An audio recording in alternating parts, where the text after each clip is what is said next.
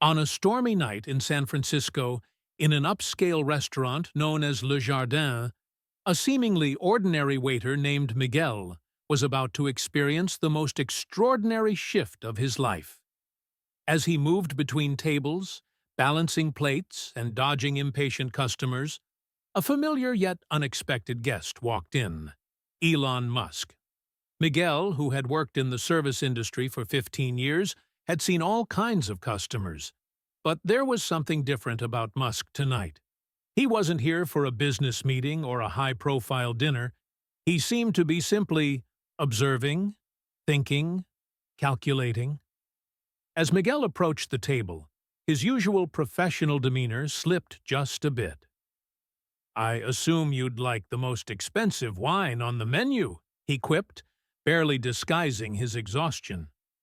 Musk raised an eyebrow, intrigued rather than offended. "Actually, I'll have a simple black coffee," he replied.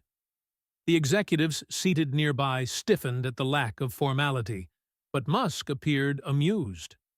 The night continued, with Miguel offering unfiltered observations about Silicon Valley's elite, their contradictions, and the disconnect between their grand visions and everyday reality.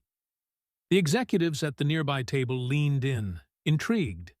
Even Sarah, another waitress, nearly spilled the coffee she was serving while eavesdropping. Musk, however, seemed fascinated. 15 years in the industry, huh? That means you've been observing Silicon Valley's elite longer than most journalists." Miguel smirked. "Yeah, and unlike journalists, I don't have to sugarcoat my words to keep access." The rain outside had begun to let up, as if even the weather wanted to hear what would happen next. The clock struck 1 a.m., and the tension in Le Jardin thickened. No one had left the restaurant. Everyone was waiting to see how this bizarre night would conclude.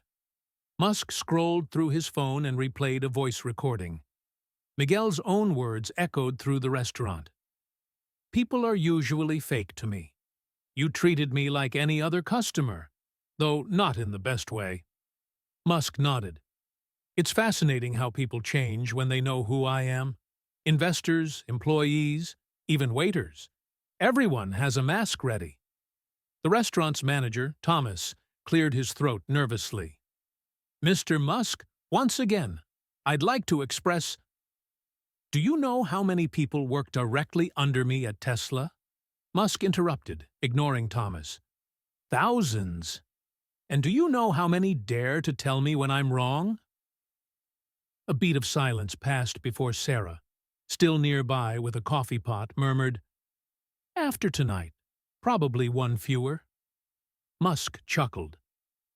"On the contrary, tonight has made me realize something important." He turned to Miguel. "How long did you say you've been in the service industry?" 15 years. 15 years watching Silicon Valley's elite. 15 years listening to their conversations, witnessing their contradictions.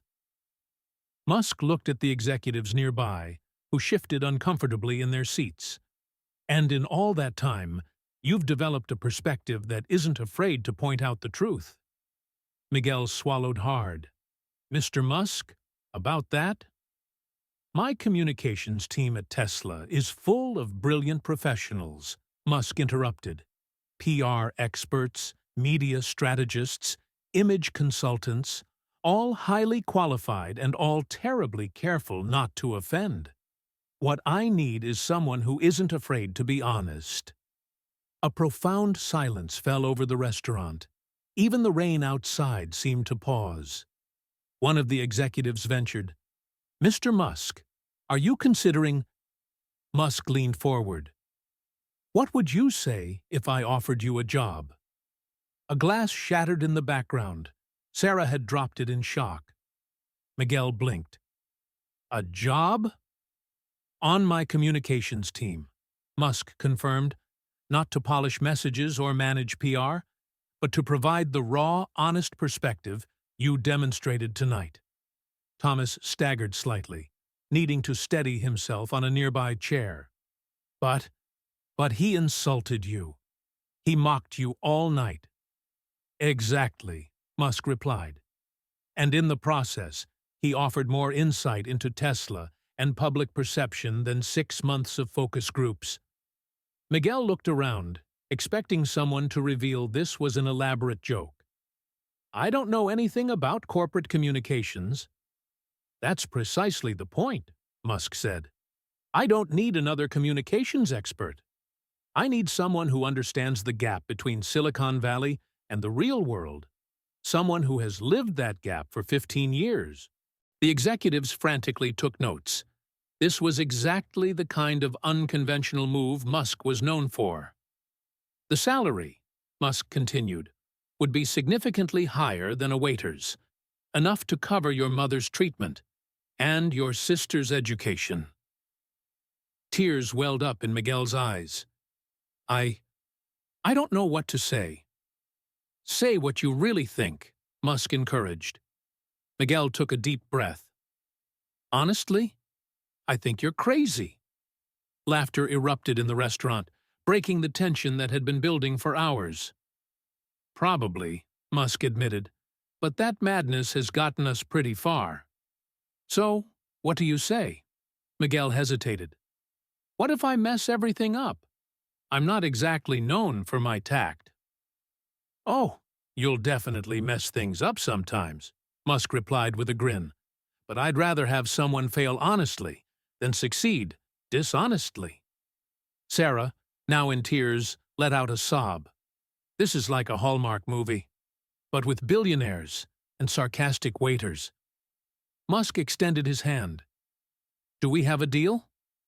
Miguel looked at his co-workers, then at the executives still documenting the scene, then, finally, at Musk. He thought of his mother, the medical bills, his sister struggling to stay in college. "On one condition," he said finally. Musk raised an eyebrow. "What's that?" "That you let me keep being honest, even when it's uncomfortable." Musk smiled. "That's not a condition. That's exactly why I'm hiring you." Their hands clasped, and spontaneous applause broke out. Chef August popped open bottles of champagne, and Thomas finally exhaled, realizing his restaurant wouldn't be facing a lawsuit after all. "You know the funniest part," Sarah mused, pouring champagne. "Miguel's worst night as a waiter just became the best night of his life." As laughter and toasts continued, the rain stopped completely, and the first rays of dawn broke over the San Francisco skyline. A week later, Miguel attended his first meeting at Tesla, earning a salary that not only covered his mother's treatment, but secured his sister's future. His first task? Reviewing a press release and saying exactly what he thought. No filters. And so, in the most unexpected of places, in the most improbable of ways, brutal honesty had opened a door Miguel never knew existed, even if it included suggesting ketchup for a $120 steak.